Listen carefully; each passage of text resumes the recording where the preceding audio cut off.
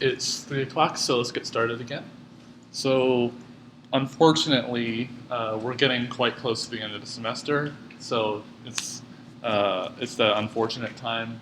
But we have a lot of things that are still to cover, and of course your projects, which I really look forward to seeing. So for the last 3 weeks, we're going to cover basically 3 topics. We're going to finish up NP completeness, or it's really called intractability, but really NP completeness. Then we'll talk about optimization of these really hard problems. Could you possibly maybe optimize a given problem and try to get a good solution, even if it doesn't, even if the problem doesn't necessarily run in polytime that is efficient? Maybe we can get a close answer to the optimal one, maybe not exactly the right one. And then we talk about approximation algorithms, which are provably close approximations of the exact answer. And then the last 2 days we'll do project presentations. And of course the final will be out for a week in the last week. So the way I'm envisioning doing project presentations is you'll have like a 20-minute time slot, so you'll talk for 20 minutes about what you learned about your project, background for the project, what you were able to do. And then after that, we'll talk for maybe 10 minutes as a class about further questions you may have, like what could you do if you change this parameter on this algorithm, for example. So I think that would be a good learning experience, being able to talk about the algorithms that you are studying right now and being able to understand them in a depth for which you can actually present it to other people. Okay, and that's one of the really cool parts of academia, is presenting your work to other people. And I may insert in there a little bit about my own research and some of the things that I'm interested in too, which I think would also be pretty interesting. So, any questions about the schedule for the rest of the semester? So, yeah, so we have approximately 3 weeks then. But it's safe to say it's not going to change, right? What do you mean it's not going to change? Well, I mean, like, you know how in the past we've had a few dates switch, Yeah. you know, and then, but like, The only thing that is changed right now, which is on the site, on the Blackboard site, is the assignment 7 due date is moved back 1 day. That's the only thing that's different from what I can tell, and I think it's going to stay the same. Yeah. And so the second interim report is the 27th, which I believe is a Monday. Yes, it's a Monday. So just make sure to get that in. All right, any other questions about the schedule? Okay. So we have 2 assignments left. So obviously this, well, 2.5 really. The second scribe, so I have that schedule of what lecture I want you to be able to write in detail. And so those are due whenever it says it's due for you. So that's half an assignment and 2 more assignments, which is assignment 6 and 7, which are both out right now. So we haven't covered the material for assignment 7 yet, but we have pretty much for assignment 6. So I kind of want to go over that first. No, yes. All right. How many of you have seen assignment 6 yet? Okay, so a few of you. So we've been talking about these 2 classes of problems, P and NP. So P are the ones for which we can actually solve the problem by saying yes or no in polynomial time. And NP is the ones for which we can verify a candidate solution for a problem in polytime. So it's not solving the original problem, but we can verify a candidate solution for one. And so what I think might be a little fun is being able to use your intuition and what you've already learned in this class, and maybe some little more tricks to be able to classify if you think a problem is in P or is in NP, or maybe not in either one. Okay? And so what I have here are a set of problems. I have 9 of them here, and what I want you to do is for 5 of these, I want you to classify whether you believe it's to be in P for certainty, in NP for certainty, but maybe not necessarily in P, or whether it's not in either one for certainty, or maybe we're not sure if it's in either one, okay? So, and also to give a reason for it. So it's not just say, oh, it's in P. Pretty much any classification of a problem like this, you need to provide some justification for it. So let's just say if I choose the first one, maybe I just say maybe it's an NP, just as an example. So what I want to say is it's an NP because reasons. From what we've covered in previous material for material we've covered in here, based on your previous knowledge, on whether you believe this problem to be hard or not, or whether it's in P or an NP. Okay? This should be pretty straightforward. Any questions on that problem? Okay, and you'll just write up your answers in a PDF. The second one is, I think will be a little bit of a, it's a little more creative, I guess, but it's actually kind of fun. So a problem that we see a lot in graphs and designs and things like that is basically trying to color a graph. So what we do is we assign a color to a vertex, and we want to make sure that no adjacent vertices to this vertex, so the ones that have an edge connected to it, have the same color. So we've actually talked about this problem before. Back when we talked about backtracking and constraint satisfaction, we talked about this map coloring problem. And so what we wanted was we had this partition of basically a polygon. So you can think of that like the United States. So, and all of the states are a partition. And we can color a state a given color. So maybe Arizona's red, but we also want to have every neighboring state to have a different color.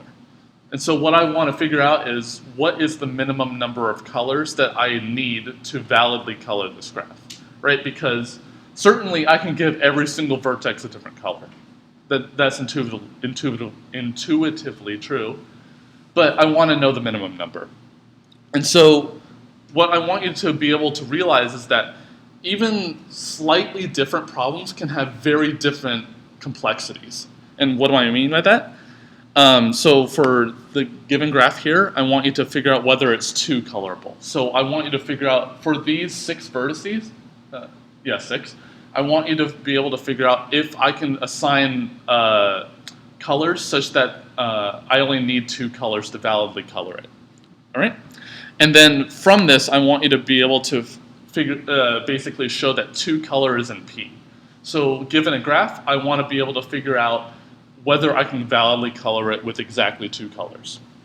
Because if I have 1 color, then there better be no edges in there, which is kind of silly.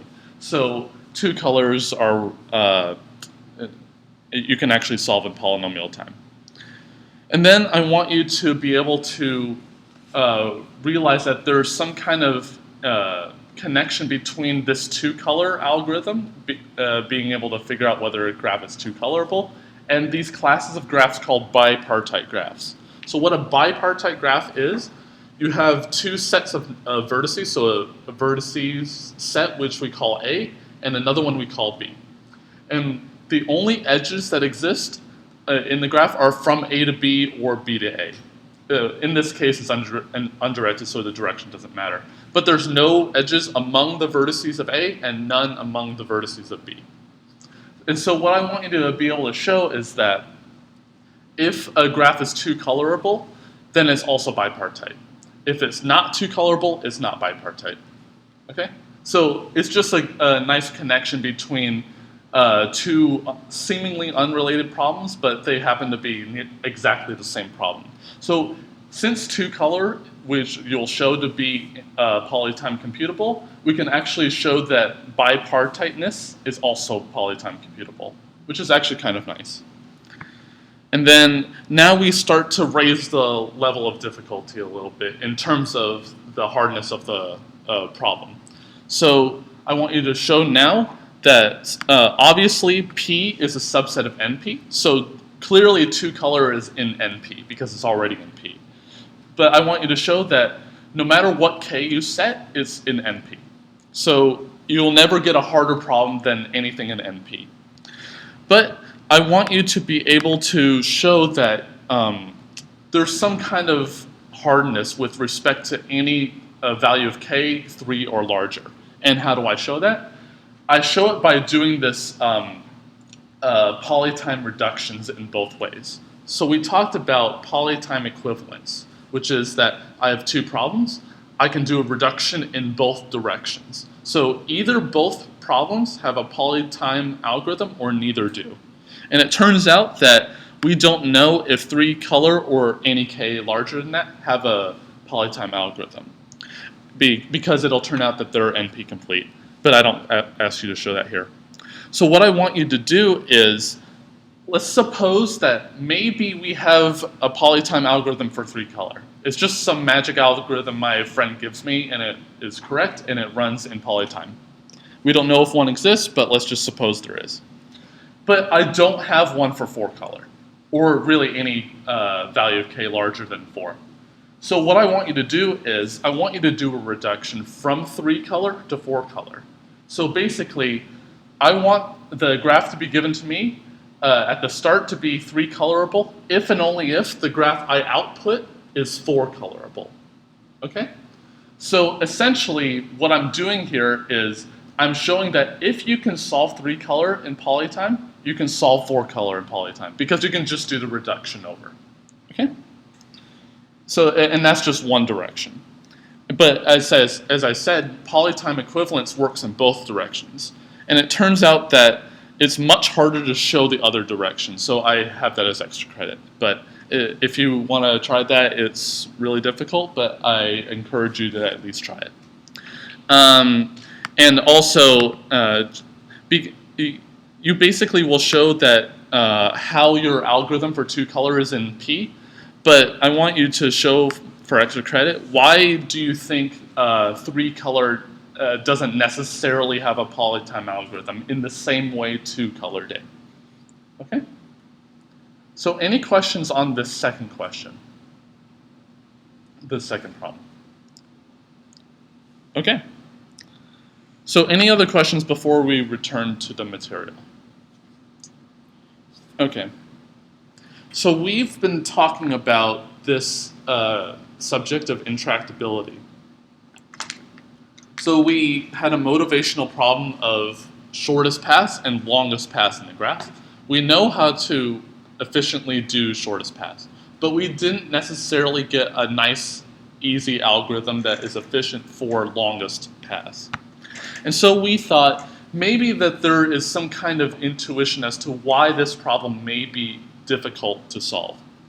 And so we've been talking about these 2 classes of problems called P and NP, which I've described earlier. And so what we want to figure out is, maybe they're different, maybe they're not. No one knows the answer for sure yet, but maybe we want to figure out, maybe there's some candidate for a problem to exist that would separate these 2, because most people believe that P and NP are different. So what is a good intuition for a hard problem? Well, a hard problem must be harder than all other problems in a given class. And so what I want to do is, I want to find the hardest problem I possibly can in NP. And so what does hardness really mean?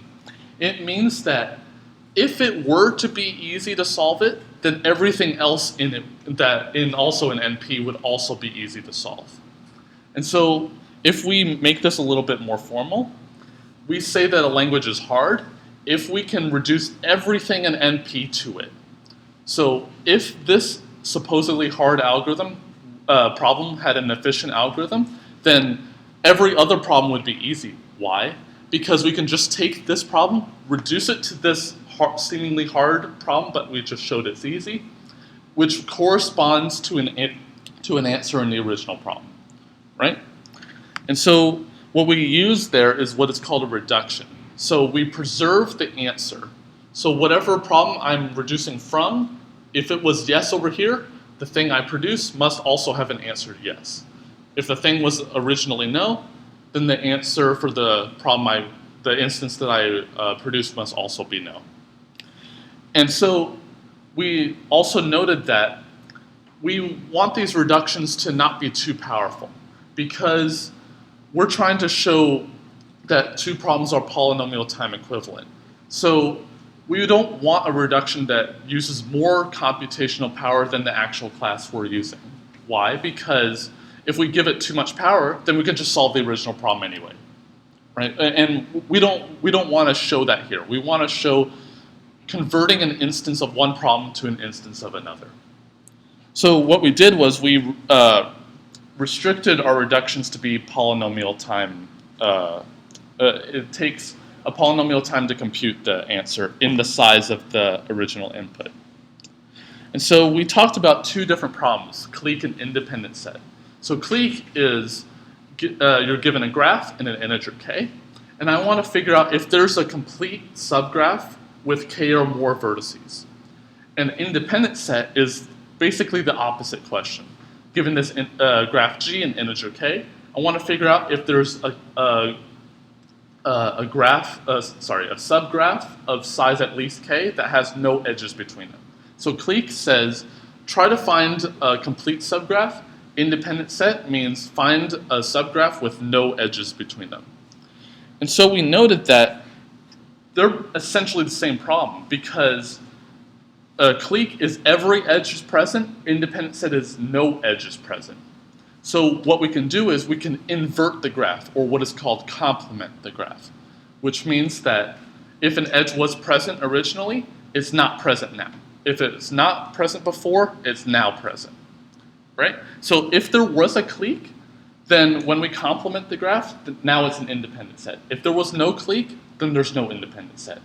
So yes goes to yes, no goes to no. Okay? Any questions about that? So we started talking about other problems like vertex cover, which is I have this graph G and an integer k, and I want to figure out if I can choose k or fewer vertices such that every edge touches one of those k or fewer vertices, right? And so that's what's called a vertex cover. And so what we were able to show is that vertex cover and independent set really are the same problem just by a simple transformation of just basically changing the value of k of the problem that we're reducing to. And so we started to figure out, okay, maybe we're starting to get these library of problems for which either all of them have a polytime algorithm or none of them do. And so what we want to do is we want to basically formalize this and say that maybe these are the hardest problems in NP. And the way we do that is through NP completeness. And so NP completeness says that we have two things to show. If we want to show a problem is NP complete, we better show, if it's complete for a class, it better be in the class, right? If it's NP complete, it better be in NP. And we also want to have it be the hardest problem in NP. And the way we did that is every single problem in NP reduces to this problem, right? And so that's the notion of hardness we've been talking about. And that's what's called NP hard. So a language is NP, it's not a language. A problem is NP complete if it's NP hard and it's an NP. Okay? So note, I have not shown any of the problems that we've talked about so far are NP complete. I've not said or claimed any of that. It'll turn out that they are, but I have not proved that yet. So any questions before we move on? Yeah. So basically hard would mean like it's the most unique? It requires the most amount of time to solve in terms of the size of the input. So a lot of NP-complete problems, we have exponential time algorithms for them. And so NP-hard just, it doesn't really make any notion of how long it takes to solve it, but intuitively it's the hardest problem in terms of time to solve it.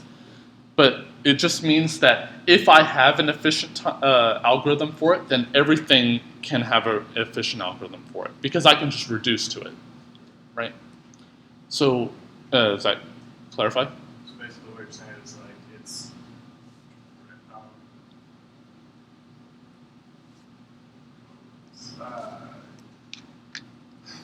I'm trying to think of where this might open, so I'm just repeating what you just said.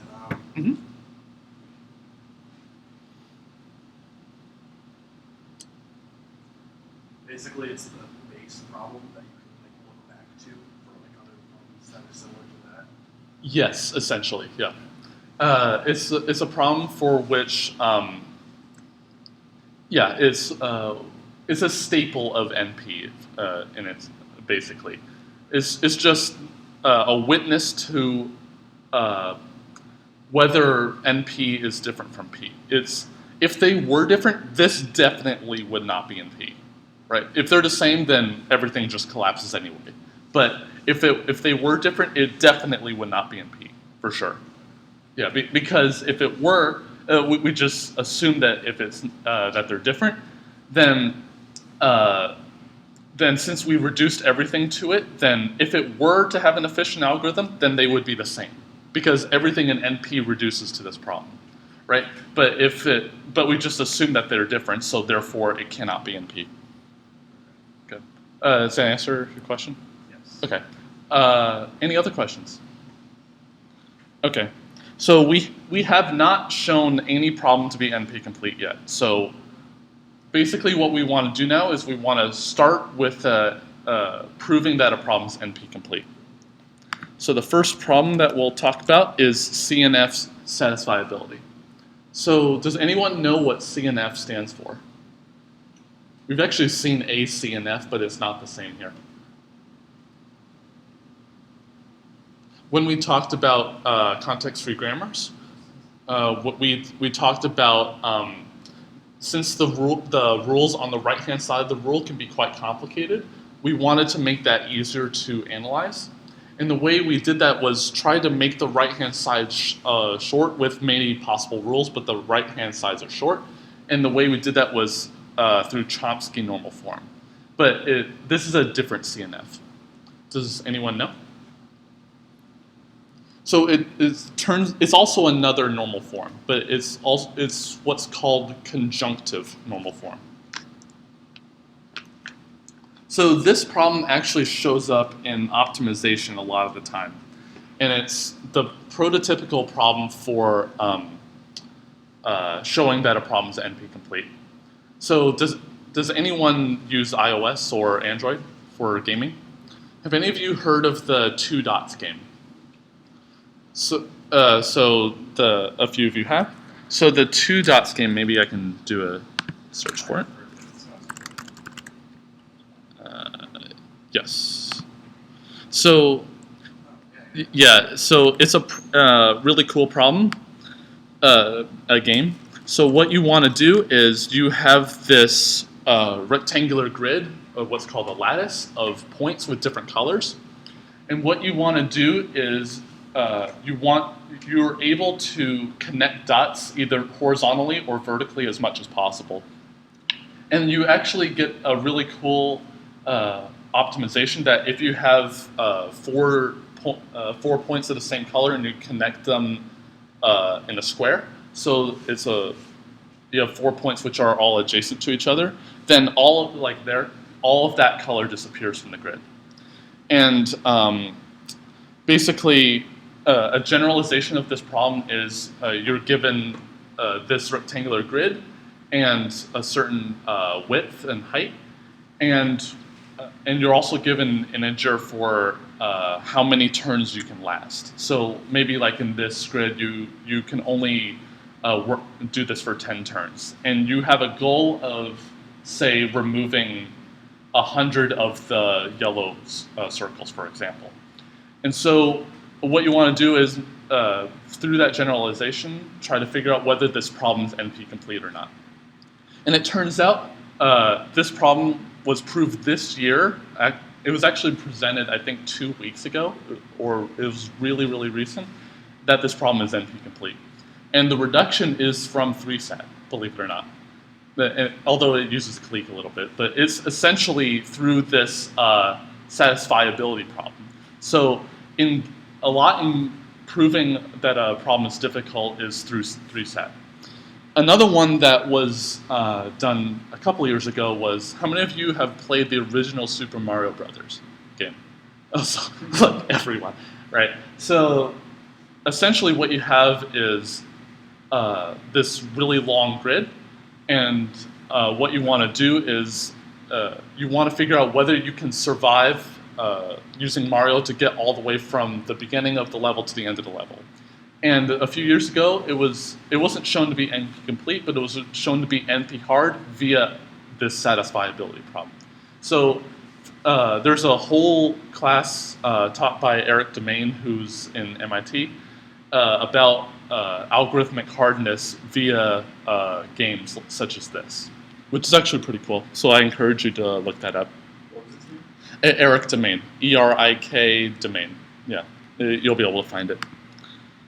So this game, other than the fact that it's hard, is actually a really cool game. So I encourage you to play it.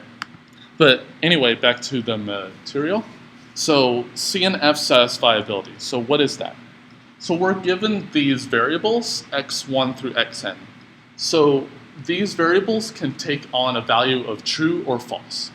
So let's just say I can assign x1 to be true, x2 to be false, etc., all the way through the variables.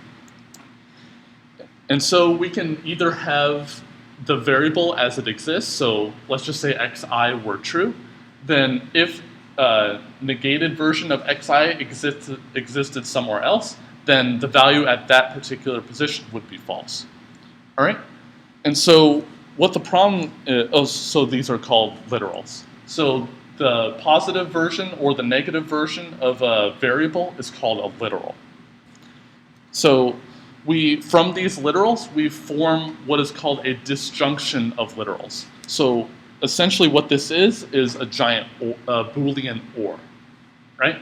So if we have two Boolean variables, we know that if we OR them together, then the result is 1 if and only if they're both not 0. So at least one of them is true, right? So false or false is false.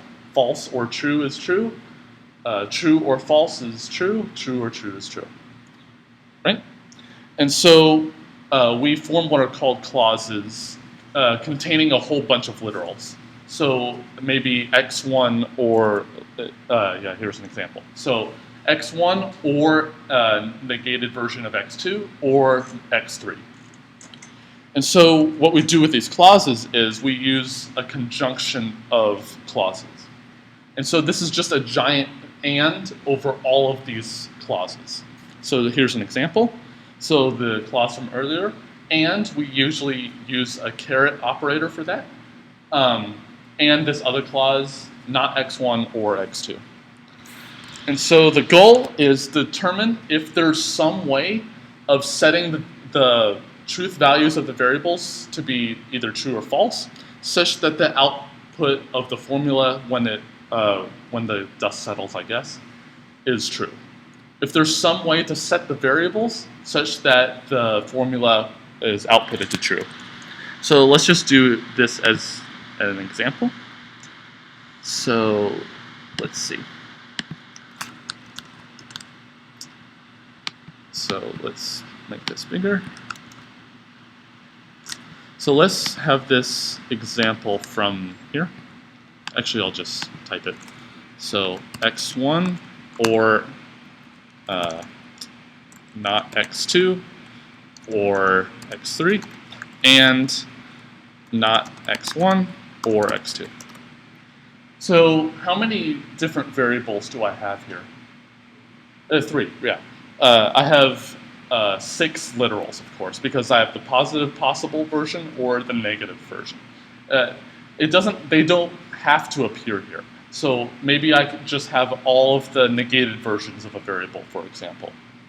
So what I want to do is I want to figure out what possible values to these variables I could set such that the formula is true, or it may be possible that there's no such setting, right? So let's see. I have 3 variables here. So how many possible assignments to these variables could I have? It's a little more than 6. I have 8, right? Because I have 2 choices for the first one, 2 choices for the second one, independent of the first one, and 2 choices for the third one. So I have x1 to be, let's just try all 8 of these. So let's say we want to set all of these to be true at first. But then we're going to start making some of them false. So if I make this true, what is the value of this clause? True. Because true or false or true is true. What is the value of this clause? True. So true and true is what? True, right? Because the and means that the value will be true if and only if both of them are true, right? Because if any of them are, if either one of the two are false, then the result is false. So what can I conclude about this formula? There's one answer, or what is called satisfiable. So this formula I call satisfiable. Cool. So let's make this a little bigger of a formula. Yeah.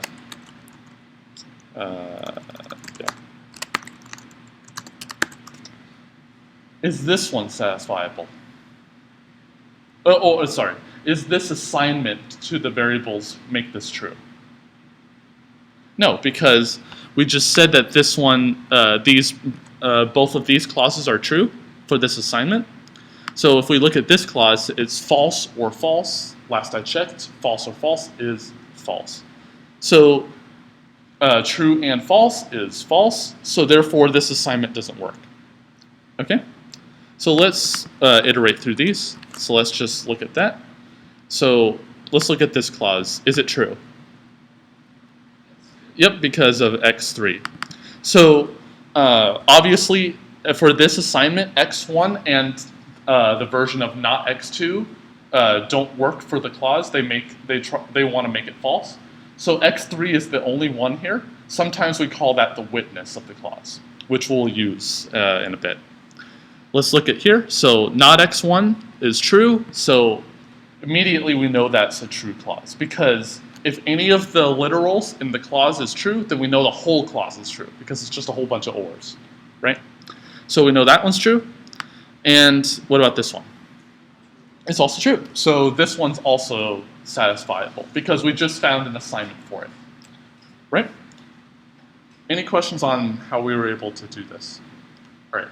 So let's make this a little more general. Suppose I have n variables. What is a brute force algorithm to solve whether this formula is satisfiable or not? Iterate through all possible choices of true-falseness for each of the variables. So what is the runtime for that?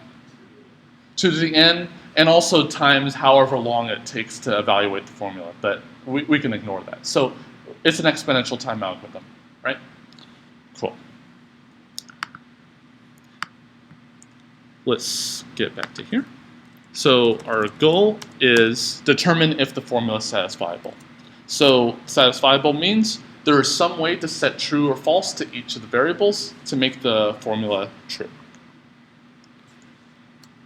So we have this problem called 3-set. So I mentioned it earlier, but I didn't define it. So what we have here is what is called 3CNF formula. So what is a 3CNF formula? So the 3 here means that each of the clauses has 3 or fewer literals in it. So it may have 1, it may have 2, or it may have 3, but it won't have more than that. Okay?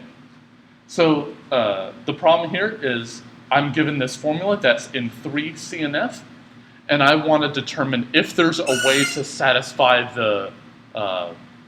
set the Boolean values to the variables such that the formula is outputted to true. Or if there happens to be no way to set values to the variables to make it true, then we say it's unsatisfiable. Okay?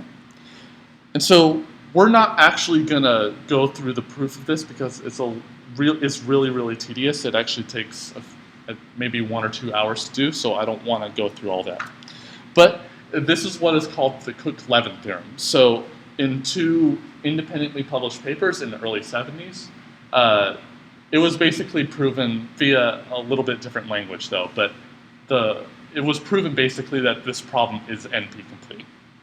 So we're not going to do the hard. part of the proof here, because for it to be NP complete, it must be an NP and NP hard, right? So the hard part of pretty much every proof of anything NP complete is the hardness part, showing that no matter what problem I choose in NP, I can reduce it to this, right? So let's do the easy one. So, in a sense, how can I show that this is an NP? So what does NP mean?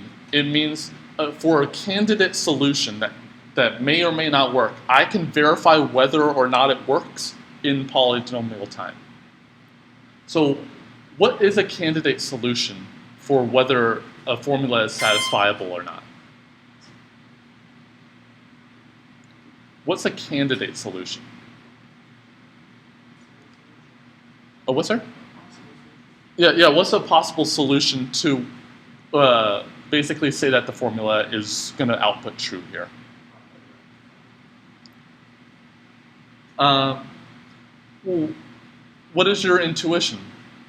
My friend basically is going to give me a possible solution, and he says, oh, this formula is satisfiable. How is he going to show that to me?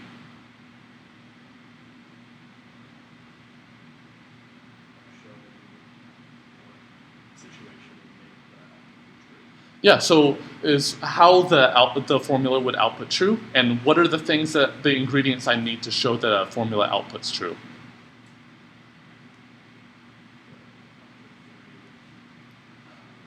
Yeah, so basically the assignment to the variables, right? So he says, okay, x1, you're false, x2, you're true, all the way through the n variables. He just gives me the assignment, right?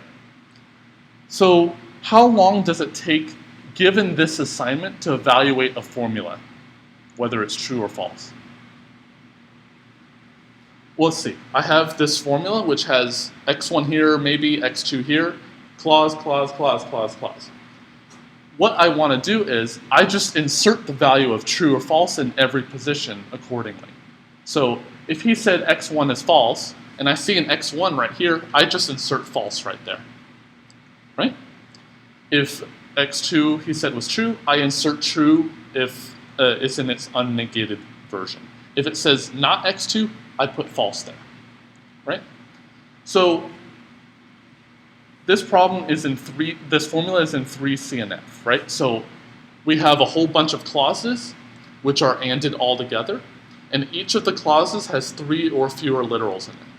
So what would I need to show? Okay, you're my friend, this formula is unsatisfiable. So what thing do I need to find? What would a 3 CNF formula, what would have to be true about a 3 CNF formula for it to not output true? If there's one clause at least that evaluates to false, right? So if I can find such a clause, then immediately we know that the formula is not, the formula outputs false on this assignment. So how long does that take? Well, it takes constant amount of time for each of the clauses, right? It's just 3 literals or fewer.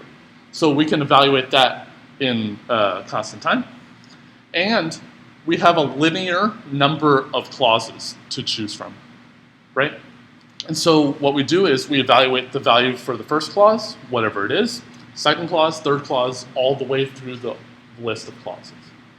If any of them say true, then I say, no, if any of them say false, then we know that the formula is not true given this assignment. If all of them say true, then we know it's satisfiable. So basically, we're doing a linear amount of work validating this, right?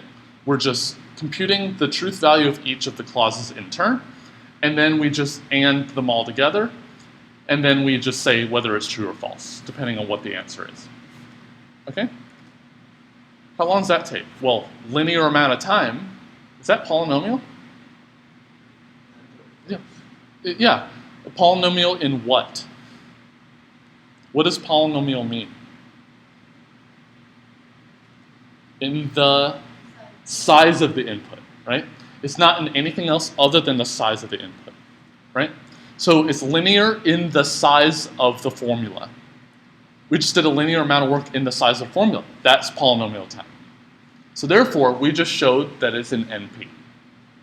Okay? So I'm not going to go through the reduction for showing that it's NP hard, right? So let's try to figure out why it's NP hard. So what does NP hardness really mean? It means that for every problem in NP, I can reduce it to this problem, if it were to be NP hard, but we haven't shown that yet. So all we know about all possible problems in NP is what?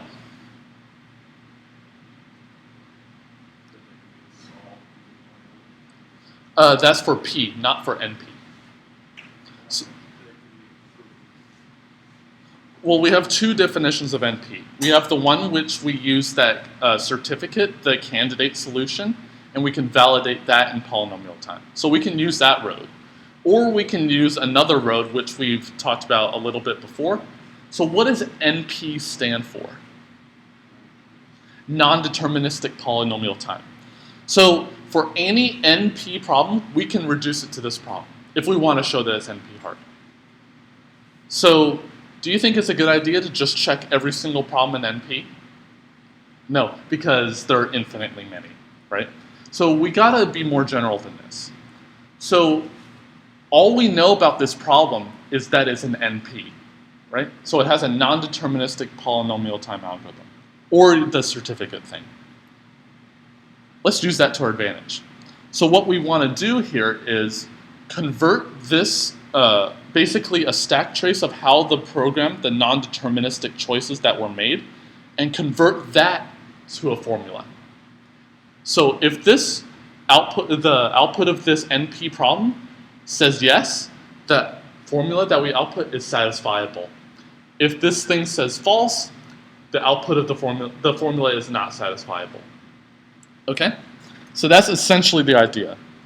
The formula gets quite large, although it's polynomial in the size of the problem. But the basic idea is that we convert the arbitrary problem from NP into a really large formula, such that it's satisfiable if and only if the original problem said yes. Okay? And just a little bit of an idea. So if we have this stack trace, we want a formula to basically model what happened in the computation. And the way we do that is we have a little bit we have a section of the formula that says you started the program correctly. You didn't start in an invalid state. So we have a formula for that. We have one that says if you ended up in yes, you actually did end up in yes, right? And the other main thing is that for each of the steps in turn, you didn't make an arbitrary jump in the program. You did exactly one step every sequence along the way. So you have a really large part of the formula which corresponds to checking whether the basically what is called the configuration of the computation, whether each of the configurations yields the next one in turn, so that there's no arbitrary jump.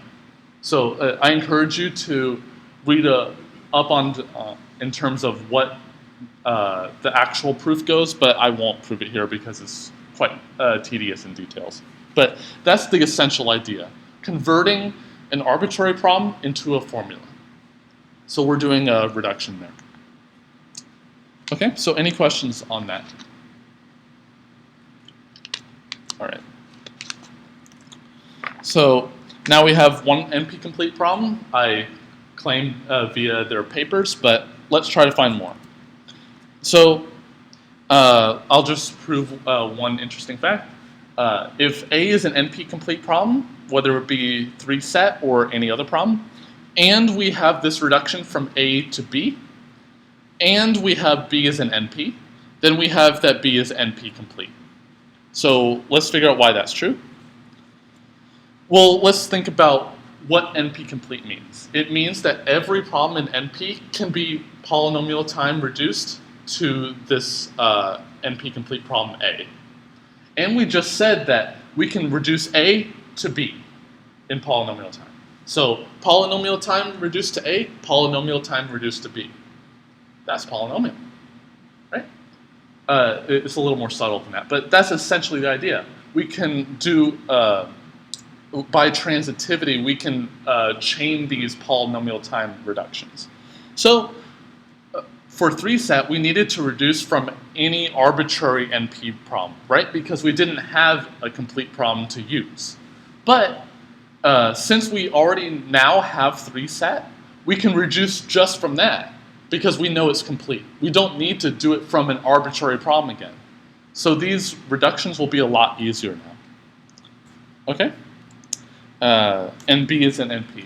So, but the major point here is that since A reduces to B, we know it's NP hard. But we need, for it to be NP complete, we need it to also be an NP.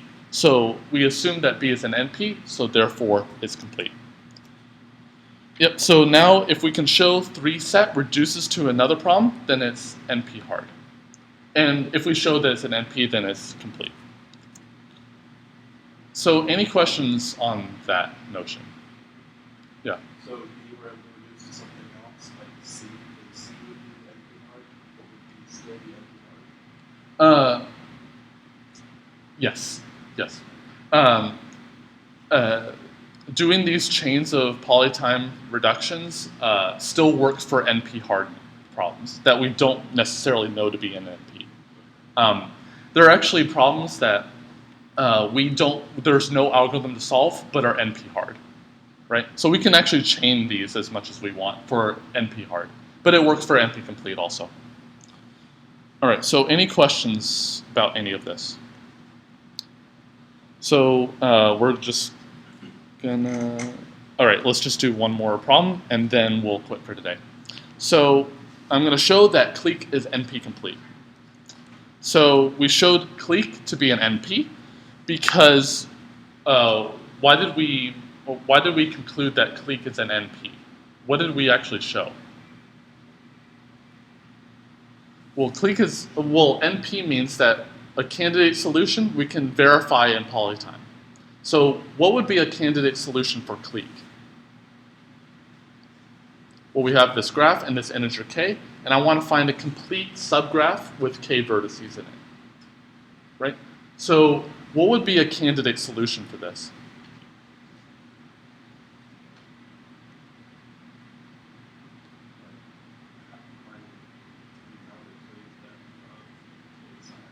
Well, like my friend, I give my graph in this integer k to my friend, and he says, oh, there is a clique of size k in there. What would I need to verify from him? Well, he gives me the k vertices. He says, oh yeah, there is a complete subgraph of size k. He tells me what the k vertices are. Yeah, right, so that's a good point. We need to verify that he's not giving me bogus data, right? So I want to be able to verify from him that those k vertices were originally in the graph, right? If he just found some other vertices somewhere else, that's not good. And we want to make sure that there really is a complete, of those k vertices, it's complete. Every single possible edge exists among those k vertices. And we got to make sure that each of those edges really did exist in the original graph. So if he just gives me, oh, here's a complete subgraph on k vertices, and I tell him, this wasn't in the original graph anyway, that would be kind of bogus. So we're able to verify in polynomial time whether the certificate, this candidate solution, really is a clique. And so now I want to show that it's NP complete. So I have those two parts. It's an NP, and it's NP hard. And so what we're going to do is we're going to reduce from 3-set. So I have this formula, and I want to convert it to a graph in an integer, because that's converting from an instance of 3-set, a formula, into an instance of Clique, which is a graph and an integer, right? So let's see. So we're going to assume that the formula, since it's in 3 CNF, so it's an and of a bunch of clauses. So first clause I call C1, C2, up to Cm. So I have m clauses. And since we have it be from 3 set, we know that each of the clauses has 3 or fewer literals in it. And so what we want to do is we want to make a graph and some integer k, such that if the formula was satisfiable originally, then the graph that I produce has a clique of size whatever integer I give it. It doesn't have to be some specific integer k, but it's just some integer that I provide. All right, so what we're going to do is we're going to construct 6 vertices for every clause. Because we want to be able to model when a variable is in its negated form or its positive form, right? So since every clause has 3 or fewer literals in it, there are basically 6 possibilities that can happen. The positive version or the negative version for the first variable, positive or negative for the second, positive or negative for the third. So there's 6 possibilities there. And basically a lot of NP hardness proofs are about trying to model the original instance. So the vertices here are trying to model what happens in each of the clauses.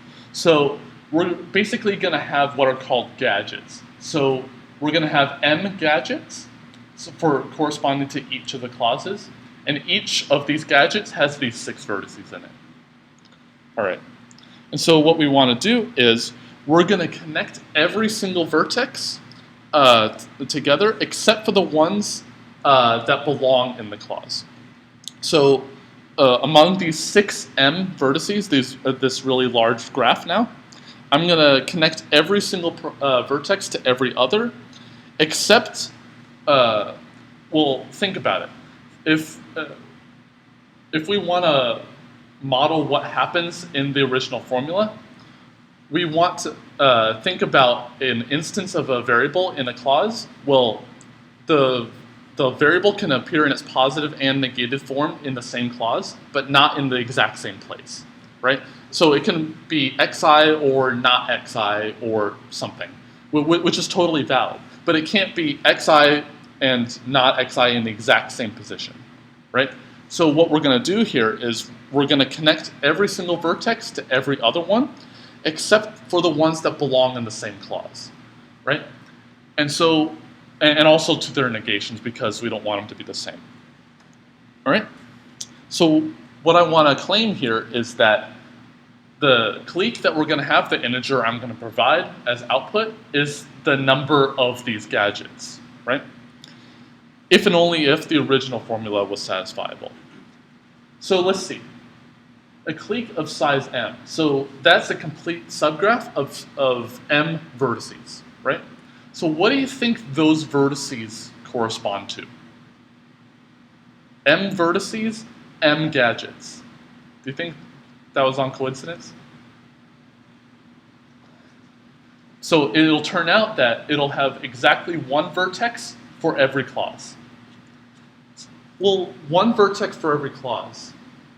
What do you think that corresponded to in the original formula?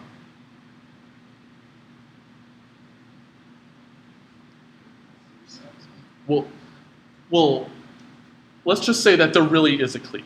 And I claim that the formula was originally satisfiable. So there's a way to set the variables to be true or false, such that the formula outputs true.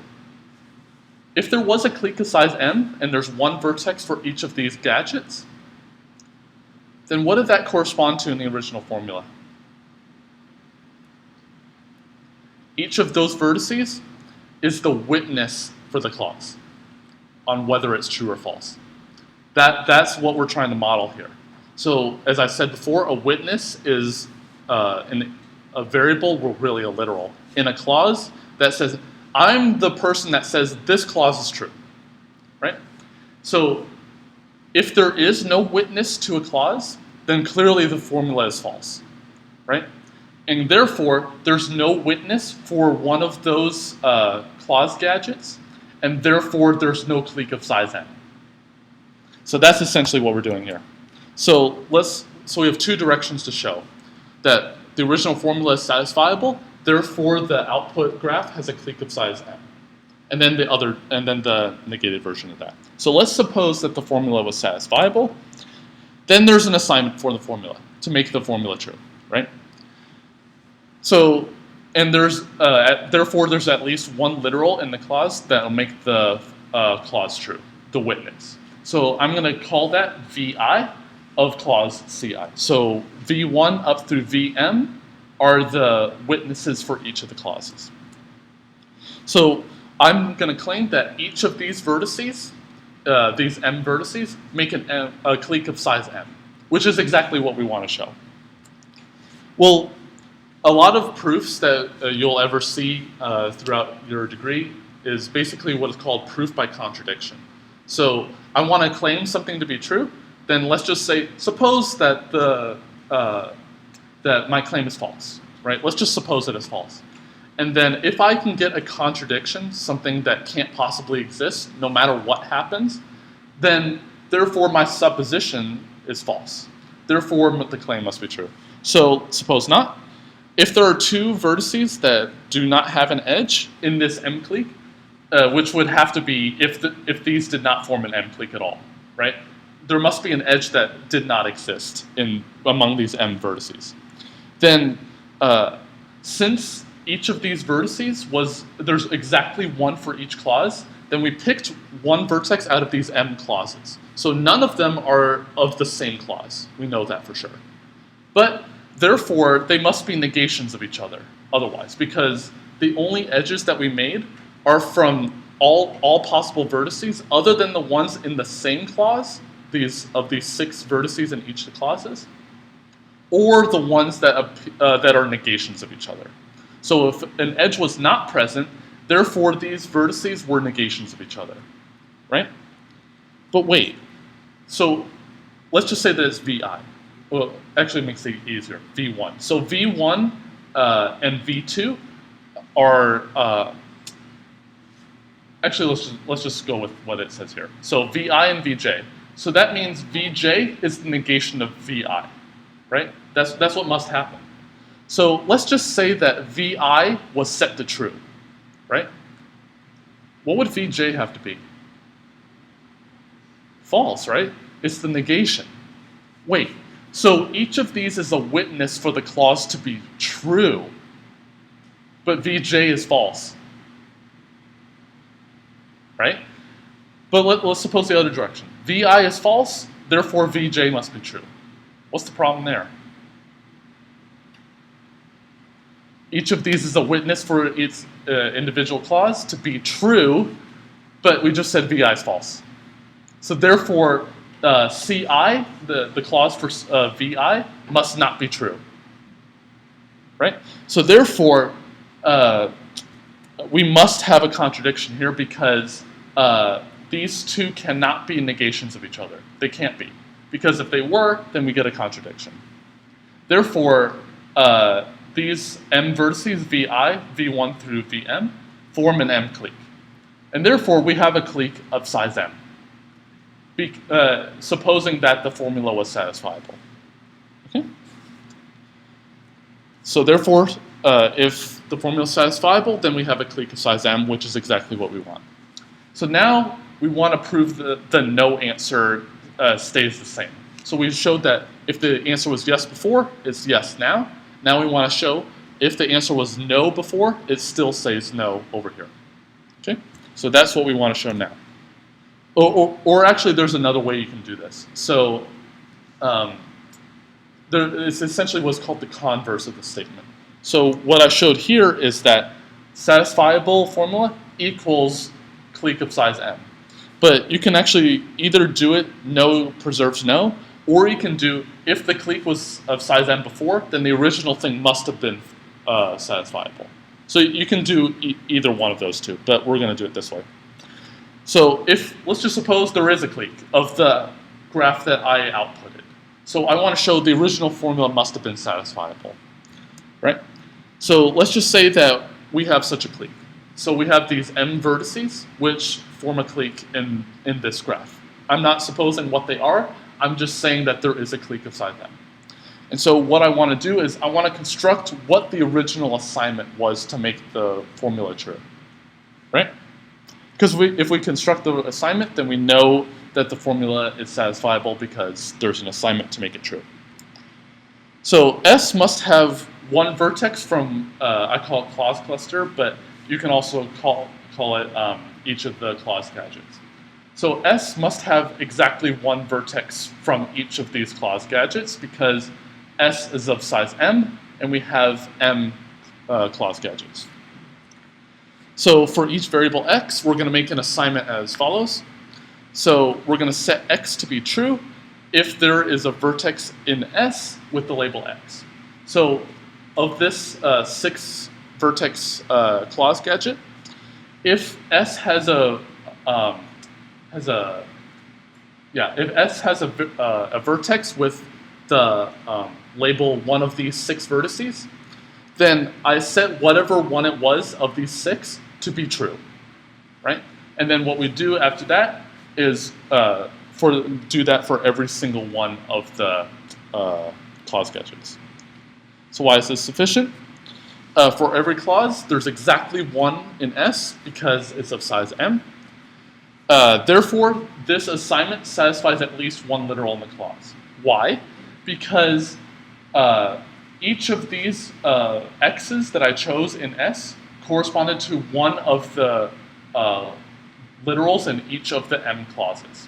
So we set X to be true, so that's the witness of the clause, right?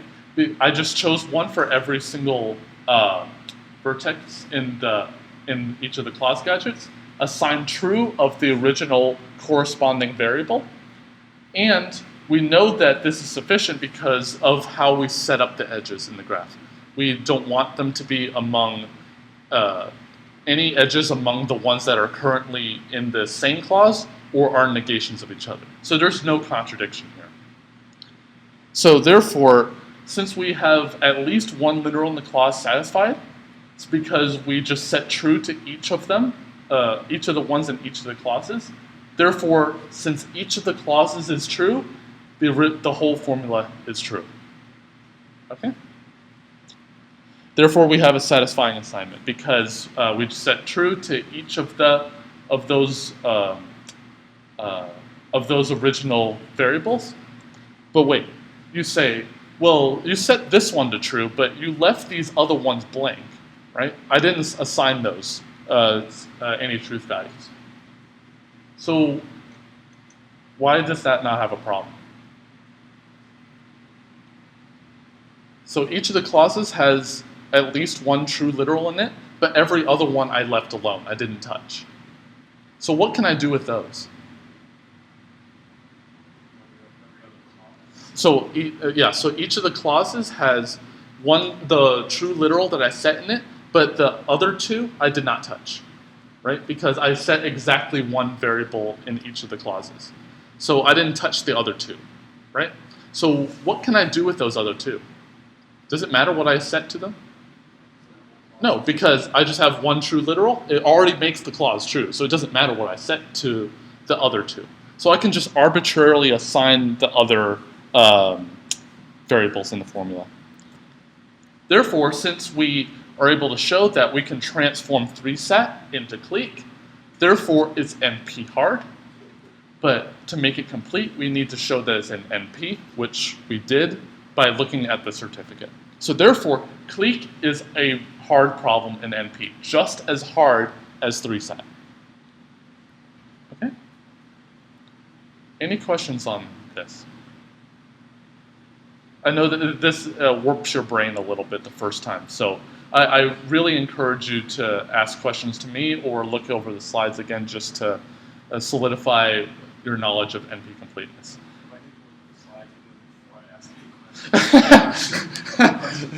Need to look at the slides before. Yeah.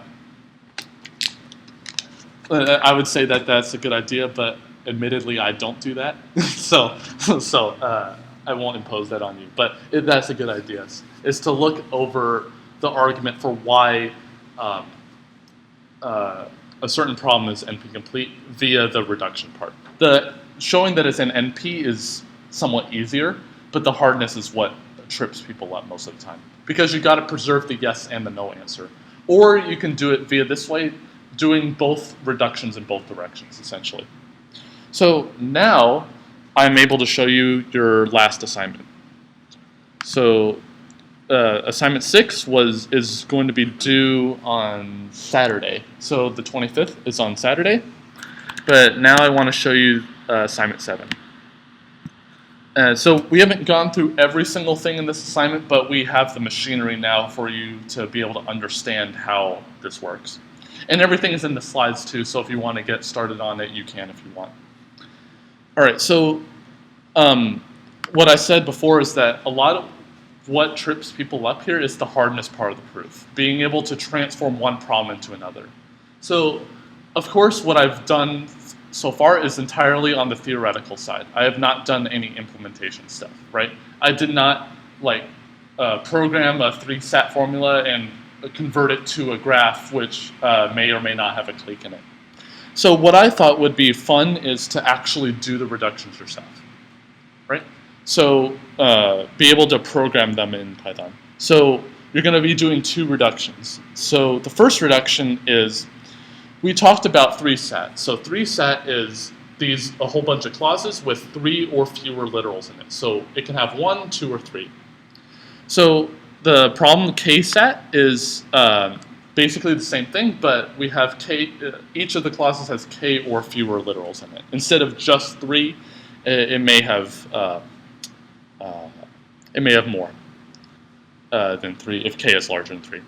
So what I want you to do is I give you a reduction right here that specifies what you do with each of the clauses, and what I want you to output is a 3-sat formula. And so it's basically doing a reduction from an NP-complete problem to another NP-complete problem. All right? And so everything is here on how to do that. And so there's some formatting stuff and all that.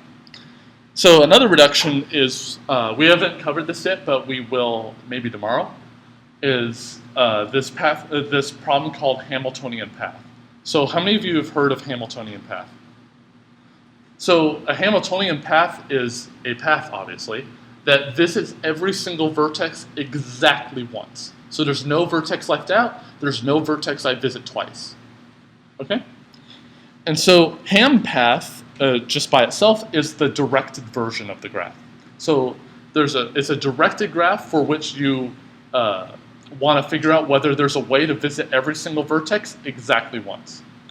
And so UHAM path is the same problem, but it's the undirected version of the problem. And as we'll see, there actually is a problem if we just output the original graph by itself, just undirected, right? Because, as we'll see, but the essential idea is that we want to make sure we go in the direction. And so we will do a reduction which will convert this directed problem into this undirected problem, right? So you'll be given a network X directed graph, a digraph as used in network X, and you will output a network X graph, which is the undirected version of the original thing by doing the reduction. Okay? And so I think that'll be pretty fun. And there's some extra credit stuff of material that we won't go through, but I think will be pretty interesting too. So any questions about this assignment? And so that'll be due on the 31st, and your final exam will go out the same day. And it'll be due at the end of the semester. So any last minute questions? All right, I'll see you tomorrow.